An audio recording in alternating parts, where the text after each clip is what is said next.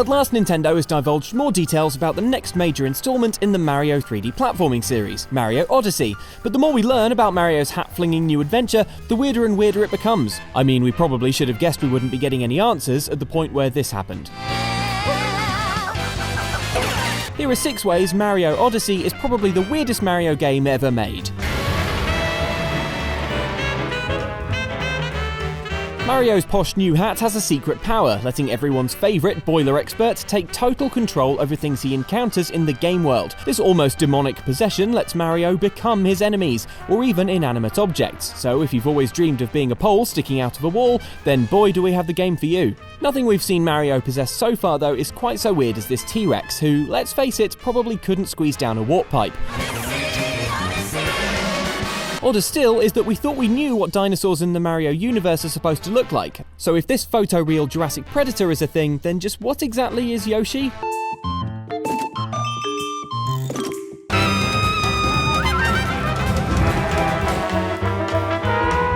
Mario and the gang don't often venture to the human realm, unless it's on a mission to educate bored 90s children about ancient Rome, but Odyssey ditches that cutesy rigour in favour of a much more eclectic universe. This urban area, for instance, is actually New Donk City, and while it's clearly not quite our own world, it's still full of the trappings of town life, including taxis and normal-sized humans like this jazz musician, who's doing a great job of politely ignoring Mario's cartoonish proportions. And in another moment of supreme weirdness, it seems the mayor of New Donk City is Pauline, Mario's love interest from the old days, who previously was best known for getting kidnapped by Donkey Kong. Although it's messing with our heads, it's actually super exciting that Mario Odyssey appears to have no real consistent graphical style, because that's bound to make every world feel surprising.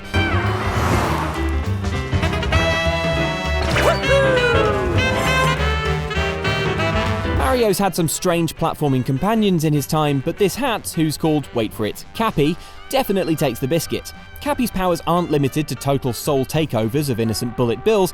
It can also be thrown like a weapon, or held in midair, or flung around in a circle. The sentient Cappy appears to take the form of Mario's classic red headgear, but we've recently learned that its true form is actually this super glam white top hat, making it the perfect day-to-night transition accessory. Speaking of glam, Mario Odyssey introduces one new feature that's totally out of the blue and yet weirdly makes a lot of sense. You can now spend all those coins you collect, rather than hoarding them for Mario's retirement or whatever he was doing with them before. Coins in Mario Odyssey are split into 2 kinds. The classic ones and world-specific currency that can only be spent in certain parts of the Odyssey universe. And what to spend them on? Outfits, of course. If those denim dungarees are looking a little tired, and let's face it Mario, the 90s are over, you can upgrade the look to some edgier fashion. I mean, or that.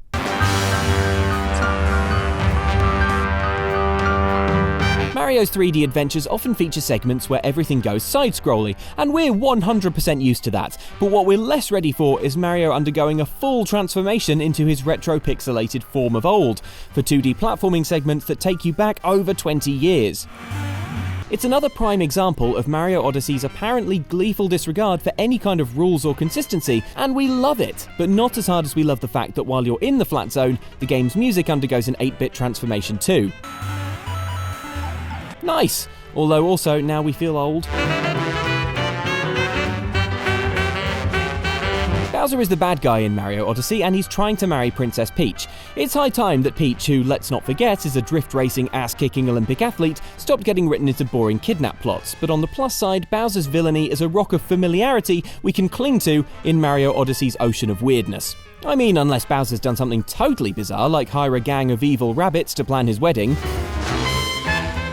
Oh. Okay, so meet the Broodals, a sinister event organisation firm who will pop up sporadically to fight Mario in mini-boss battles and turn into little spaceships. It's not the first thing you look for in a wedding planner, but they do know every florist in town, so...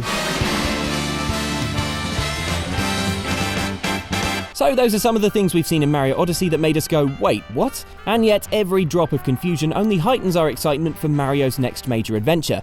The game's out on the 27th of October 2017. Let us know if you're excited, subscribe if you enjoyed this, and apologies for making you think too hard about the practicalities of Mario turning into a T-Rex.